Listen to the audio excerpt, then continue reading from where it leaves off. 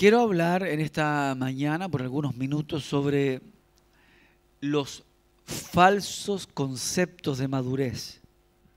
Sobre falsos conceptos de madurez.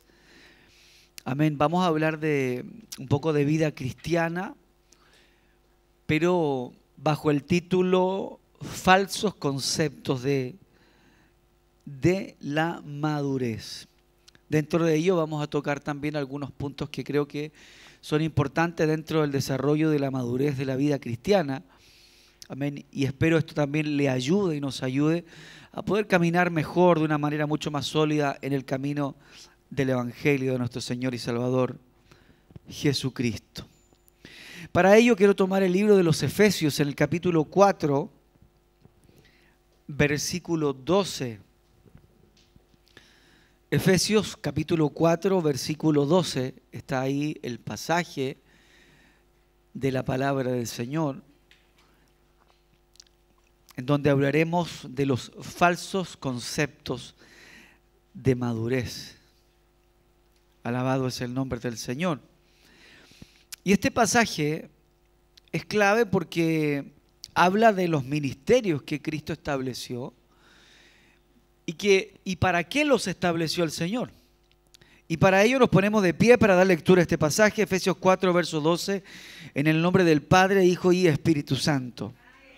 La Biblia dice: a fin de perfeccionar a los santos para la obra del ministerio, para la edificación del cuerpo de Cristo, hasta que todos lleguemos a la unidad de la fe y del conocimiento del Hijo de Dios, a un varón perfecto, a la medida de la estatura de la plenitud de Cristo. Es palabra del Señor. Puede sentarse un momento. Dios le bendiga. Lo primero que revisamos y vemos ahí fuertemente marcado en este pasaje es que el deseo de Dios, el deseo de nuestro Señor y Salvador Jesucristo, es que la iglesia, es que usted y yo y todos quienes forman parte del cuerpo de Cristo, en algún lugar del planeta Tierra, no se queden en el mismo nivel espiritual en el cual comenzaron. No nos quedemos en el mismo curso en el cual iniciamos el primer día que Cristo entró en nuestro corazón, sino que el deseo de Dios es de que el cuerpo de Cristo sea edificado a través del liderazgo, para que cada uno de los que forman parte del cuerpo de Cristo lleguen a la unidad de la fe, lleguen a un conocimiento del Hijo de Dios, a la estatura de un varón perfecto. Entonces, el liderazgo Dios lo establece para que el cuerpo de Cristo desarrolle, ¿cierto?, una madurez mayor en el tiempo que la madurez que tenía cuando inició en el Señor. Y entonces, bajo ese concepto, tenemos que revisar qué es lo que hoy día está pasando. Y nos encontramos con falsos conceptos de la madurez. Dios nos exige que vayamos de menos a más, como la luz de la aurora. Pablo también le habla allí a los hermanos en Corintio y le dice: ustedes deberían ya haber sido muchos de ustedes maestros, sin embargo todavía es necesario que os vuelva a hablaros los primeros rudimentos del Evangelio, o que aún os vuelva a daros leche cuando yo en realidad debería haber dado ya alimento sólido. Pablo fue a Corintio, los deja, se va, vuelve después de 4 años y los encuentra en el mismo estado espiritual. No habían crecido, pues todavía había en medio de ellos celos, contiendas, pleitos, doctrinas torcidas. Y vemos allí entonces que no había el crecimiento que Pablo esperó que la iglesia en Corintio hubiese tenido. Cito esto porque es importante entender que Dios espera más de nosotros. Dios desea que crezcamos en su obra, que crezcamos en su evangelio y en madurez. Y aquí me quiero centrar. Hay falsos conceptos de la madurez. Pensamos, y lo doy solamente como una pincelada, pensamos que, por ejemplo, que aquel que habla lenguas, que aquel que interpreta lenguas, que aquel que profetiza, que aquel que tiene ciertos dones funcionando en su vida, pensamos que eso le da a las personas cierto nivel de madurez, cierta jerarquía espiritual, cuando no podemos olvidar de que los dones son irrevocables. Abro comillas, puede que alguien haya recibido un don y lo único que opere y funcione en la vida de esa persona sea el don, pero no quiere decir que esa persona tenga una madurez espiritual. Hay dones trabajando en medio de la iglesia y trabajando en personas que tienen un muy buen testimonio, y eso es muy bueno, pero también hay dones trabajando dentro de la iglesia en personas que no tienen un buen testimonio y simplemente está trabajando solamente el don.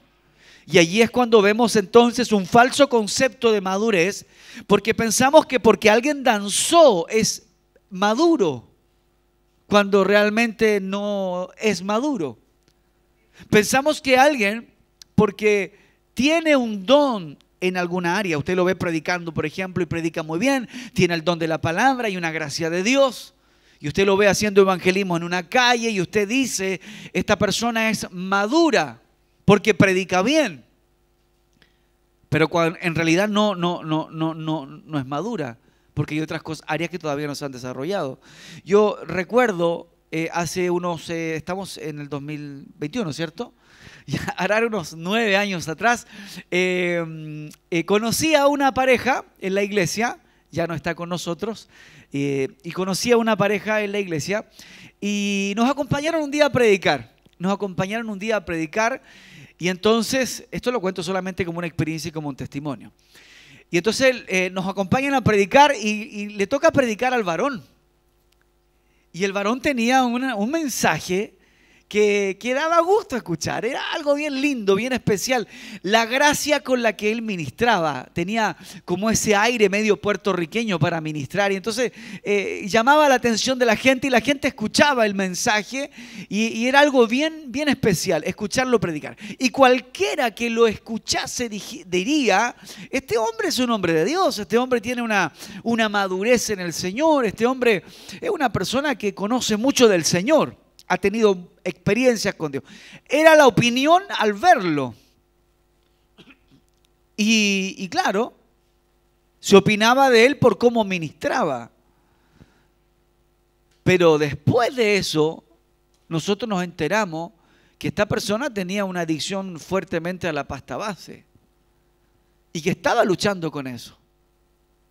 Entonces ahí nosotros aprendimos que no todo aquel que predica es maduro, y no todo aquel que tiene un don funcionando en su vida es de Dios, porque quizás en algún momento de su historia se buscó al Señor, se consagró, se acercó al Señor, pero no quiere decir que porque tiene un don es del Señor, o porque tiene un don entonces es maduro.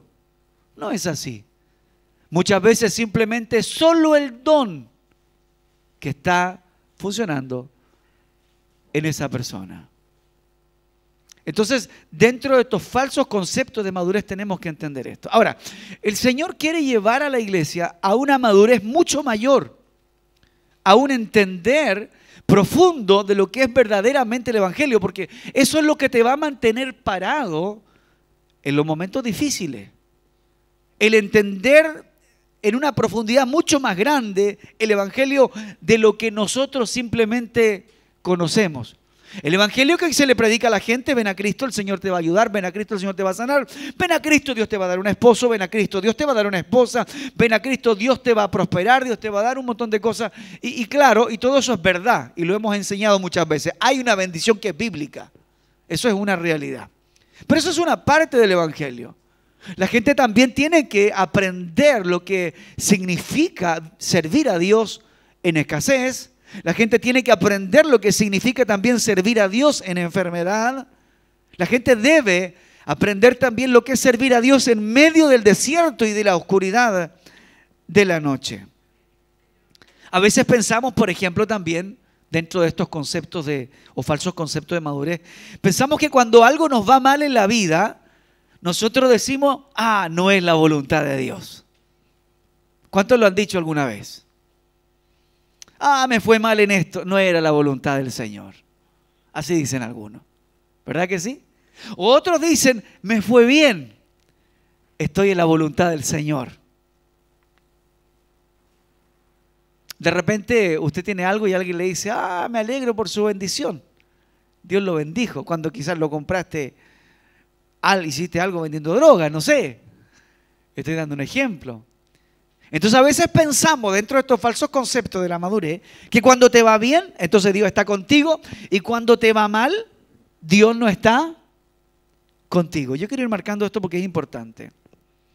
Entonces yo pregunto, ¿será que el fracaso es una señal de que Dios nos desamparó? ¿Será que cuando fracasas es una señal de que Dios te desamparó? ¿O será que el éxito es una señal de que Dios está con nosotros? Están todos callados en esta mañana. Pero te has puesto a pensar eso, ¿no? Porque así el mundo evalúa las cosas. Cuando te va bien, Dios está contigo.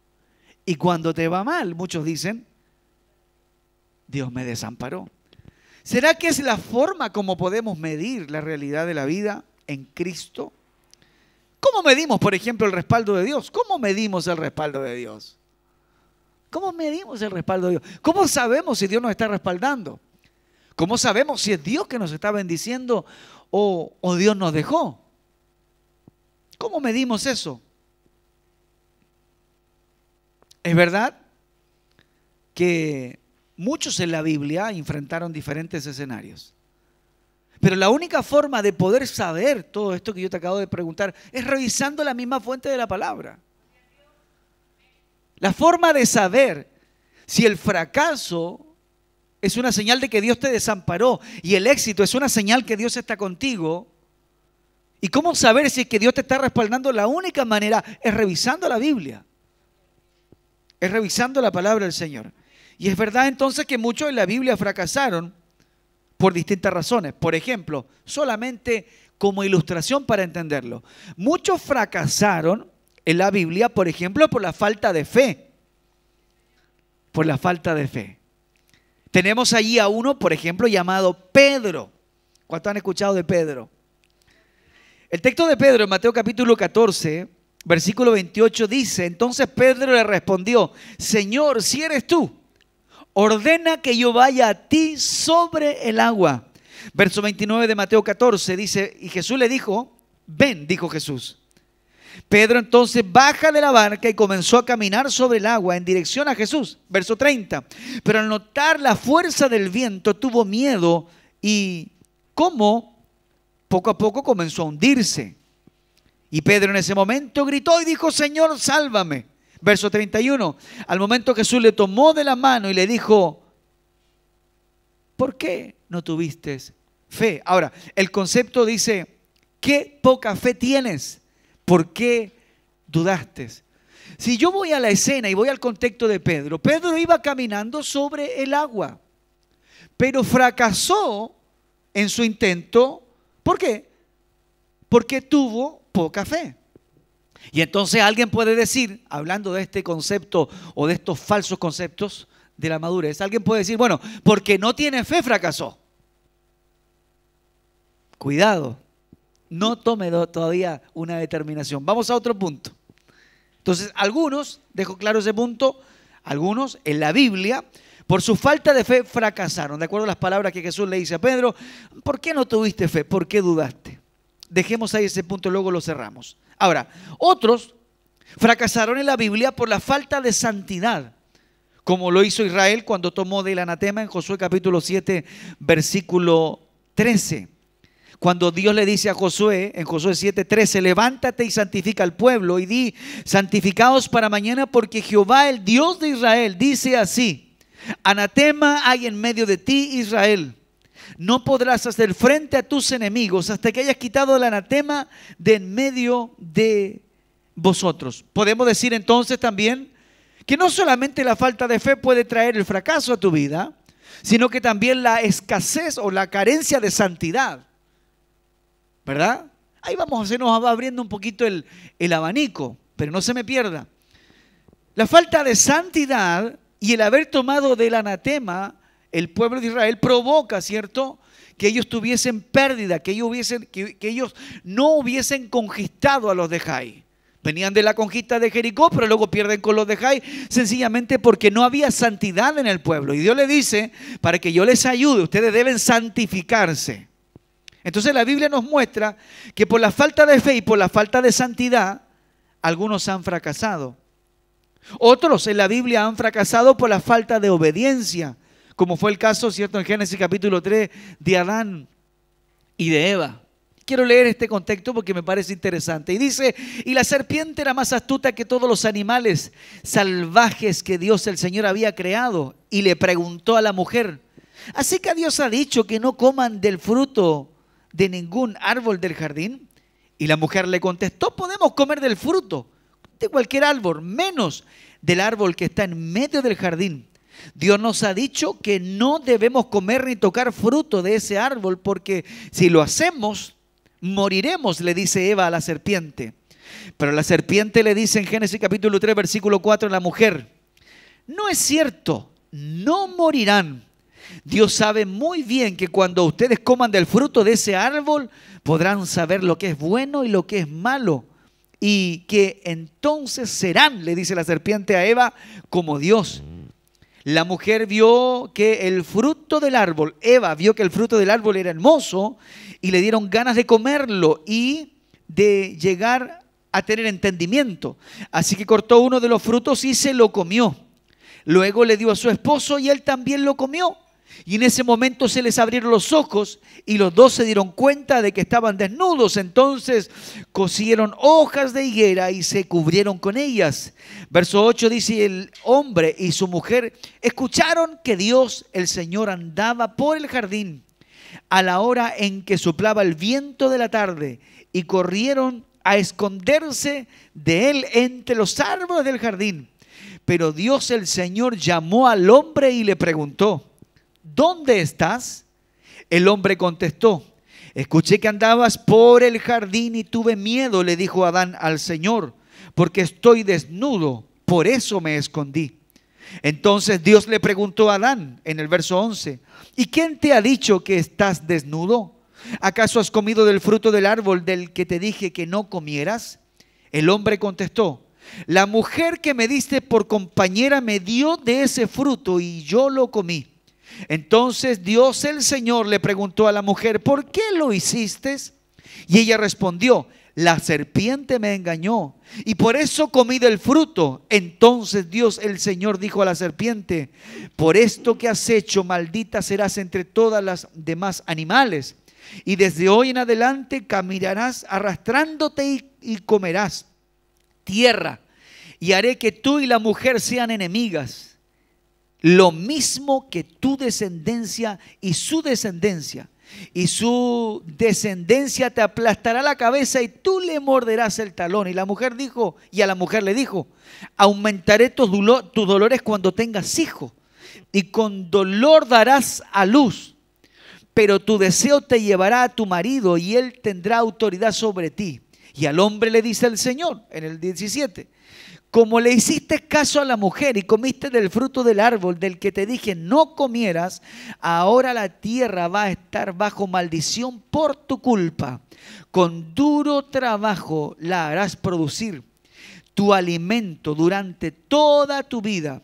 La tierra te dará espinos y cardos y tendrás que comer plantas silvestres y te ganarás el pan con el sudor de tu frente hasta que vuelvas a la misma tierra de la cual fuiste formado, pues tierra eres y a la tierra te convertirás. Entonces ahí pillamos, quise leer el contexto porque hay algo importante ahí. Ahora, aquí vemos que el fracaso de este matrimonio de Adán y de Eva vino por la desobediencia. La pérdida de Israel frente a los de Jai vino por la falta de santidad y el hundimiento de Pedro en las aguas vino por la falta de fe. Otros, como Saúl, se turbaron. Estoy solo en la introducción. Se turbaron porque miraron más lo que les rodeaba que al Señor. Primera de Samuel 28:5. Al ver Saúl al campamento de los filisteos tuvo miedo y su corazón se turbó en gran manera. Y te fijas que la Biblia te está mostrando distintas escenas. Te muestra a un Saúl turbado teniendo a Dios de su lado. Te muestra el fracaso de Adán y Eva estando en la misma presencia de Dios, pero te muestra el fracaso de ellos por la desobediencia y la pérdida del pueblo de Israel frente a sus enemigos por la falta de santidad y el hundimiento de Pedro en las aguas por su falta de fe. Y hasta ahí cada uno de nosotros, porque los quiero llevar a un punto, cada uno de nosotros podría decir, o sea, la falta de fe me puede llevar a fracasar, la falta de santidad me puede llevar a perder el respaldo de Dios. Y empezamos a sacar ciertas especulaciones, pero cuando profundizamos más en la Biblia nos damos cuenta que hay gente que realmente hizo lo correcto y aún así fracasó. Y eso nos descoloca mucho más todavía. Porque en Job capítulo 1, versículo 1, dice que hubo un hombre en la tierra de Uz, un varón llamado Job. Y este era un hombre perfecto, recto, temeroso de Dios y apartado del mal. Y el hombre fracasó en su vida. Tuvo un fracaso en su vida.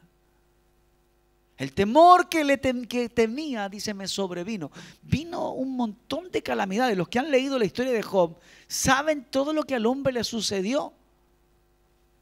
Y ante los ojos de otros pudo haber sido un fracaso, como sea que lo hayan interpretado, pero le vinieron cosas malas, cosas terribles. Y yo me pregunto, ¿Dios no estaba con él? ¿O Dios estaba con él? ¿Estaba o no estaba Dios? Y ahí nos quedamos. Entonces, ¿qué pasa con esto? Hay falsos conceptos de la madurez. Y a veces decimos, bueno, como a este le vino una prueba, entonces Dios no está con él. Y entonces como a este no le ha pasado nada, entonces Dios está con él.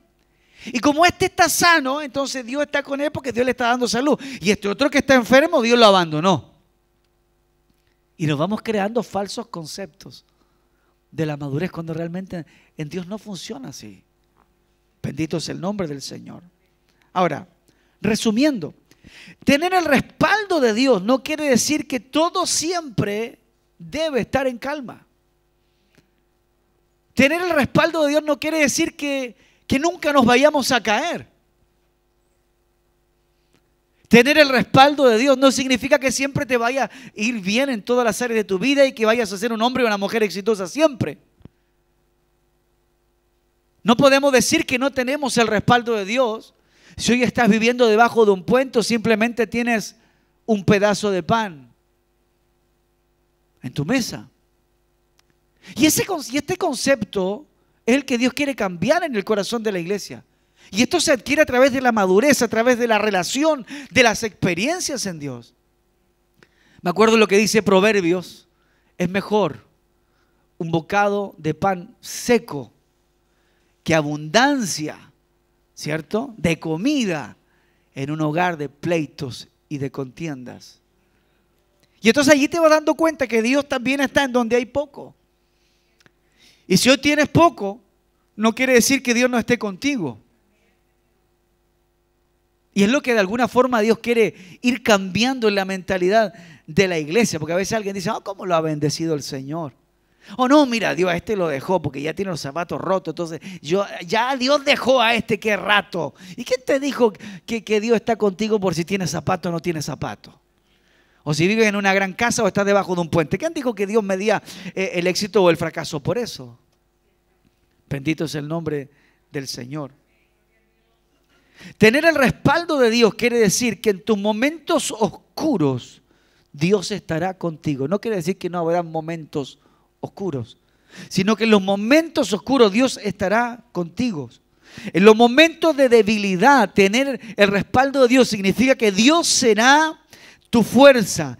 Y cuando estés en el campo de batalla, tener el respaldo de Dios quiere decir que Dios no te va a evitar pasar por el campo de batalla, sino que en el campo de batalla Dios va a pelear a tu favor. El Señor va a estar contigo. Pensamos entonces que tener el respaldo de Dios, la gran mayoría ha pensado, ¿no?, que significa que no vas a tener problemas, no vas a estar en conflictos, no se te va a levantar el diablo, no vas a tener luchas. Y como decía también aquel cántico, iremos de victoria en victoria y de triunfo en triunfo. Y pensamos que Dios te va a llevar por todos los caminos en donde no hayan enemigos. Entonces Dios ve que hay un ejército allá, entonces Dios te hace el quite y pensamos que Dios te va librando de todas las cosas, cuando no es así. El verdadero creyente que está madurando en Dios entiende y sabe que Dios te someterá a los escenarios más adversos de tu vida, pero en esos escenarios el Señor no te desamparará. Bendito es el nombre del Señor. Cristo vive para siempre. Ahora, aunque fallamos y muchas veces nos caigamos, el Señor promete levantarnos. Pero eso no se le predica a la gente hoy día. Porque si usted le dice a la gente, vaya a la iglesia y usted nunca se va a caer, la gente va a venir. Pero si usted le dice a la gente, vaya a la iglesia, pero puede que te caigas, puede que te enferme, puede que te despidan, puede que te dé cáncer, puede que quedes en la calle. Y si usted le dice eso a la gente no viene. Porque no es rentable predicar ese tipo de mensajes. Pero ¿qué es lo que quiere el Señor? Vuelvo al texto inicial de la palabra, Efesios capítulo 4, versículo 12. Dios desea perfeccionar la obra de los santos para llevarte al nivel de la estatura de un varón perfecto. Cuando usted entiende estos principios de los cuales yo le estoy predicando hoy, el día de mañana, sea cual sea el escenario de la vida en el cual tú estés, vas a seguir sirviendo al Señor. El Salmo 37, versículo 23 y el 24 dice: por el Señor son ordenados los pasos del hombre, y el Señor se deleita en su camino, y cuando caiga no quedará derribado, porque el Señor sostiene su mano. Bendito es el Señor. Cuando caigamos, o sea, podemos caer, pero cuando caigamos no quedaremos derribados, porque el Señor sostiene nuestra mano. ¿Cuántos dicen amén a eso? Bendito es el Señor. Entonces nos vamos dando cuenta, mientras va avanzando este mensaje, que Dios no mide, aleluya, Dios no mide el éxito como el hombre lo mide. Dios no mide las cosas como el hombre terrenal las analiza y las mide. Tus derrotas pueden ser grandes logros, aleluya, para Dios. Y lo que tú consideras hoy día como una victoria puede ser una gran derrota ante los ojos del Señor. ¿Por qué? Porque el mundo evalúa las cosas visiblemente. Tú ves ahora mismo que pase por fuera de la iglesia, que se baje un hombre en un Mercedes último modelo y te dice, este es un hombre exitoso. Claro, porque evaluamos de acuerdo a una perspectiva humana. Pero Dios no ve así las cosas. Por eso digo que lo que hoy día consideras como una derrota, para Dios puede ser una victoria.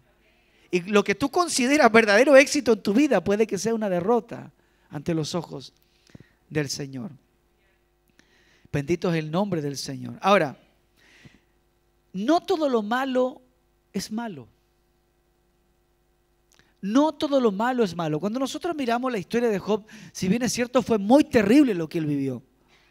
Pero al final de su trayectoria, tú te das cuenta que Dios lo bendijo mucho más de lo que Job tenía al principio. Dios, dice la Biblia, le dio el doble de lo que él tenía en el principio. Y Dios, ¿qué provocó con toda esta historia que nosotros conocemos? Generó una base mucho más sólida en el corazón de este hombre. Por eso Job, cuando termina sus días, él dice: yo de oídas te había oído, mas hoy mis ojos te ven. Job había alcanzado una madurez mucho más grande a través de todo lo que Dios había permitido que a él le pasara. Y lo que para Job en ese momento entonces era quizás una derrota, o para los amigos o para la gente que rodeaba a Job era una derrota, una calamidad lo que él estaba viviendo, nos damos cuenta, queridos hermanos, que era un plan de Dios para tratar con él y para revelarse en una forma mucho mayor a su vida. Y aún al final de su historia lo vemos mucho más bendecido que lo que era al principio. Entonces, no todo lo malo es malo. Y detrás de cada situación siempre hay una enseñanza. Detrás de cada situación que tú vives, detrás de cada experiencia por la cual Dios permite que tú transites y pases, siempre hay una enseñanza de parte del Señor para tu vida. Otro punto que debemos entender y es que cuando queremos alcanzar algo en alguna área de nuestra vida y pasa tiempo y te esfuerzas y no logras conseguir aquello, no te desesperes. No te desesperes, no te impacientes. Cuando pasa tiempo y quieres conseguir algo y tratas y no logras y te esfuerzas y no llegas y quieres adquirir aquello y no puedes conseguirlo, no te desesperes, no te impacientes. Pues si aún aquello no ha llegado, no es el tiempo. Y todo esto lo aprende el Hijo de Dios a medida que va madurando. No es el tiempo. Pero ¿quién no ha madurado en estos principios de los cuales estamos predicando? Cuando ora al Señor y no llega aquello, cuando ora a Dios y no llega aquello, ¿qué es lo que hace? Se va de la iglesia, deja de ser cristiano, ya no lee la Biblia, ya no escucha alabanzas, ya no ayuna, ya no busca a Dios. ¿Por qué? Porque como aquello que quería no llegó, como aquello que anhelaba no lo tuvo y como aquello por lo cual oraba Dios no respondió, entonces al final, ¿qué es lo que hacemos? Nos alejamos de Dios. Porque oraste por algo, Dios guardó silencio y Dios no te respondió, y como Dios no te respondió, ya no quisiste buscar más a Dios cuando no entendiste que aún no era el tiempo. Bendito es el nombre del Señor. La Biblia dice que cuando Dios entrega algo, nos da algo mejor de lo que nosotros pensamos. Jeremías dice, porque pensamientos de bien tengo para vosotros y no pensamientos de mal. Cuando Dios no te lo ha dado, entonces solo debes esperar. Porque cuando llegue el momento de Dios, Dios te va a dar algo y te va a dar algo bueno. Bendito es el nombre del Señor. ¿Por qué? Porque Dios quiere lo mejor para nosotros. Dios quiere lo mejor para nosotros. No te impacientes si aquello que esperas todavía no viene. Recuerde que todo lo que vivimos y experimentamos en la vida, Dios siempre nos enseña cada día algo distinto. Santo y alabado es el nombre del Señor. Cristo vive para siempre. El Señor dijo, porque sé los pensamientos que tengo acerca de vosotros. O sea, hay un pensamiento positivo, bueno, que Dios tiene contigo. No creas que Dios ahora está pensando cómo lo hago sufrir, cómo lo destruyo, cómo lo hago que ande en amargura. No, Dios ahora está pensando algo bueno para tu vida. ¿Cuántos dicen amén al Señor? Cristo vive para siempre. Ahora, esto me parece muy interesante y lo hablamos anoche un momento. Cuando nosotros miramos, por ejemplo, el sacrificio de Cristo Jesús en la cruz del Calvario, para los ojos de muchos, seamos sinceros, la muerte de Jesús fue un fracaso. Un tremendo hombre de Dios. ¿Tú sabes cuánto duró el ministerio de Cristo? 3 años y medio. Y fue extraordinario. Milagros, multiplicaciones, sanidades. Fue extraordinario el ministerio de Cristo. Y todos pensaron que aún Cristo iba a llegar a reinar sobre los judíos para de esa forma quitar la presión romana en contra de los judíos. Llegó Cristo, qué bueno, menos impuestos. Llegó Cristo, qué bueno, se acabó el hambre. Llegó el Mesías, llegó Jesús, qué bueno, se nos acabaron los problemas. Por fin seremos reconocidos en esta sociedad romana. Llegó Jesús, pero lo mataron. Qué fracaso. Qué fracaso para los que estaban ahí siguiendo a Jesús, esos que son medios tibios, ¿no? Que estaban como que andaban solamente por los panes y los peces, como decimos nosotros, o simplemente por los caramelos, que estaban ahí en el grupo, no sabían qué estaban haciendo, pero parece que esto es bueno, es algo bueno. Sigámoslo, a quien no sé, al que va adelante, porque parece que nos va a ayudar en algo. Entonces, iban re bien, todos marchando, siguiendo al Señor.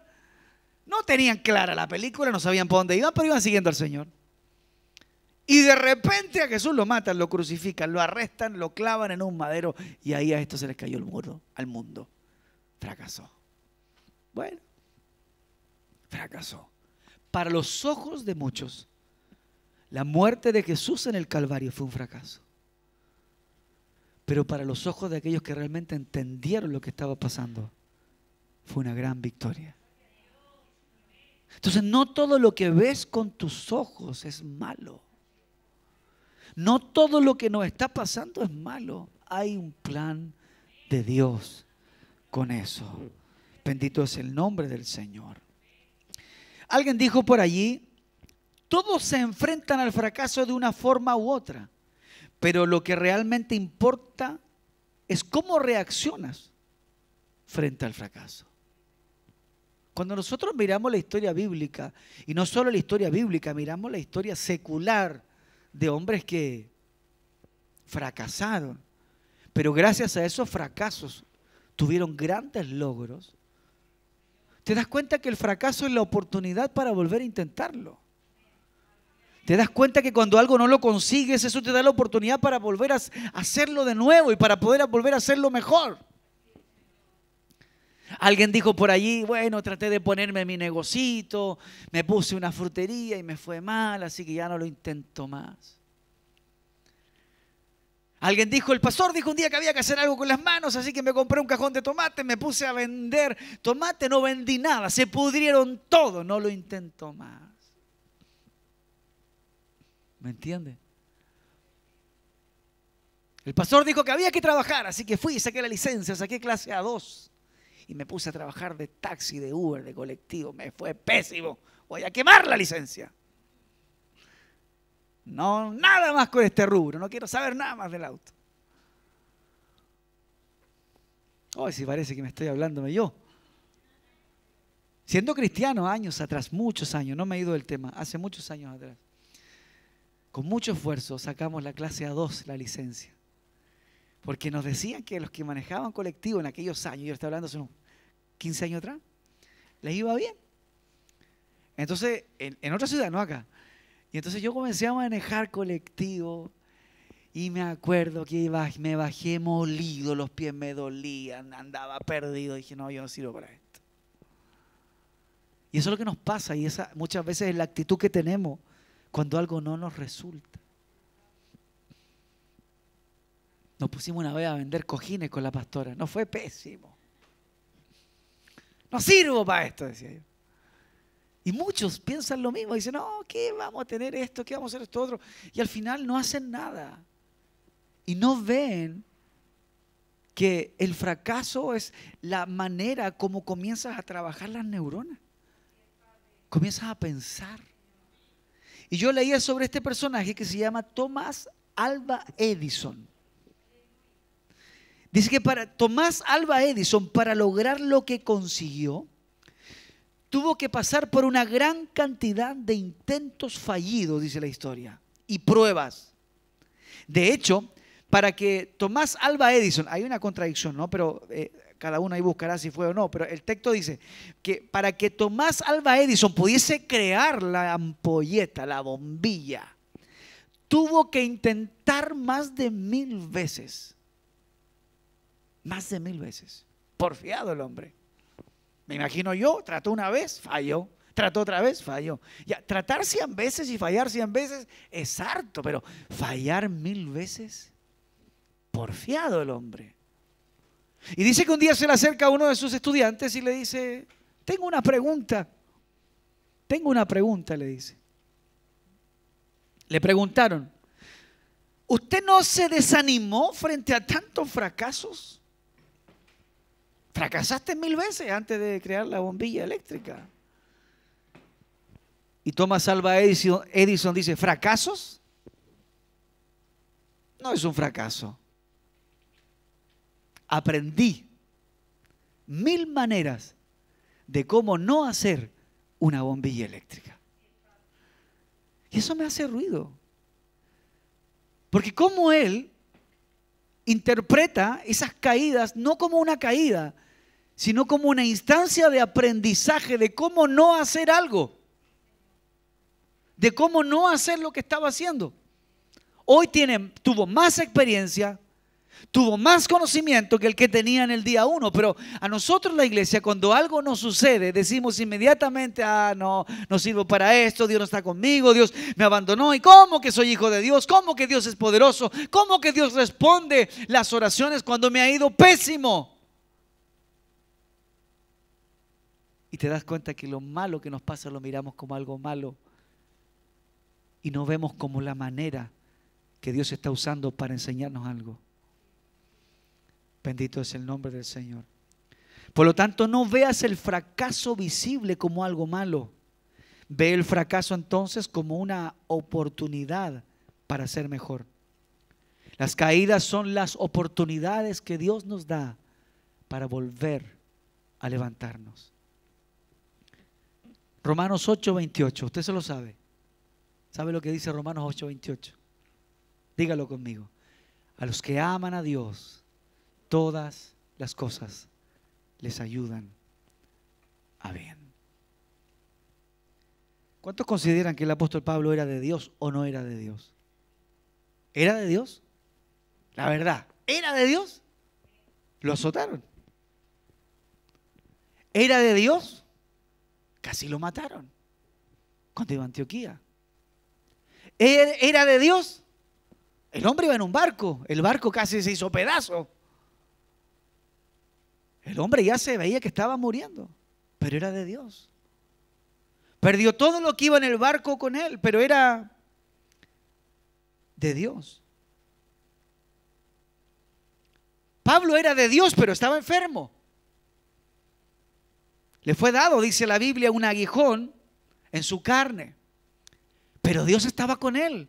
Pero ¿cómo entonces si Dios está con él? Entonces ¿por qué se enfermó? Y ahí te vas dando cuenta que Dios quiere llevar a la iglesia a una madurez mayor del falso concepto de madurez que hoy día hemos aprendido, ¿no? Es que Dios solo tiene gente sana. O sea, ahora si vemos a una ancianita que está en una silla de ruedas, pero ama a Dios con todo su corazón, pero está en una silla de ruedas, ¿podemos decir que Dios la abandonó? No. O si hay alguien que me escuche que es hijo de Dios y lee la Biblia y está sin trabajo, ¿podemos decir que Dios lo abandonó? No, Dios no lo abandonó. Son estrategias, maneras, formas, mecanismos que el Señor utiliza para revelarse en una forma mucho mayor a nuestra vida, para que llegues, como dice la Biblia en Efesios, a la estatura de un varón perfecto. Sea que haya mucho, que haya poco, sirves a Dios. Sea que estés con ánimo o sin ánimo, sirves a Dios. Sea que tengas buen trabajo o no tengas buen trabajo, sirves a Dios. Sea que las cosas resultaron como esperabas o no resultaron así, sirves a Dios. Eso te lo da la madurez en el Señor. Y eso es al nivel que quiere llevar Dios a la iglesia. Hermanos, esto no se trata de éxitos terrenales, ni tampoco se trata de derrotas terrenales.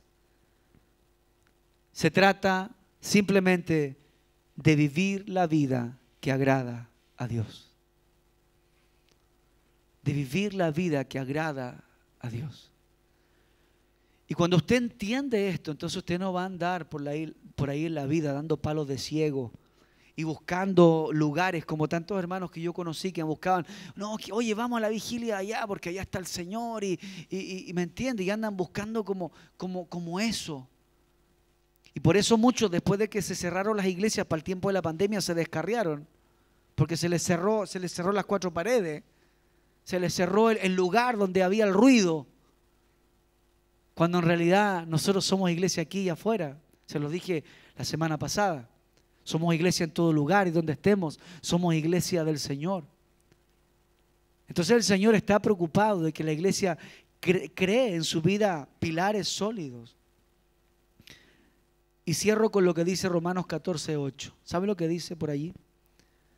Pues si vivimos, para el Señor vivimos. Y si morimos, para el Señor morimos. Así pues, sea que vivamos o que muramos, somos del Señor. Y se da cuenta que no tiene relación con los logros que podamos conseguir terrenalmente. Si muero, moriré sirviendo al Señor. Y si vivo, para el Señor viviré. Creo que es tiempo de derribar todos aquellos altares que hemos hecho en nuestra vida, todos aquellos pilares que hemos construido en nuestra vida basados en una falsa madurez. Porque la madurez en Dios no depende de los milagros, ni cuán exitoso seas, ni cuán grande o pequeña es la casa donde tú vives, o cuán lujosos sean los zapatos que tú usas o no usas. No depende de eso. Porque si la madurez la basas en cosas externas, entonces no has conocido al Señor. Yo no puedo decir que Dios está contigo porque tu casa tiene ventanas grandes o chicas. Tu testimonio es lo que me dice si Dios está contigo. Por eso yo resumo todo esto. Se trata de vivir la vida que agrada a Dios. ¿De qué sirve que ahora vivamos en Beverly Hills si no vivimos la vida que a Dios le agrada? ¿De qué sirve estar sano de todo nuestro cuerpo físico si no vivimos la vida que a Dios le agrada? Póngase de pie en esta mañana. Si vivimos, para el Señor vivimos. Y si morimos, para el Señor morimos. Sea que muramos o vivamos, somos del Señor. ¿Sabe lo que dice profundamente este pasaje? Como sea que nos vaya aquí abajo, serviremos al Señor. Aleluya, con buenos zapatos, con buen traje, con mal traje, con lluvia, con tormenta, con viento, serviremos al Señor. En bicicleta o a pie, serviremos al Señor. En un buen carro o empujando el carro, serviremos al Señor, porque nuestras victorias no son evaluadas como el mundo las evalúa.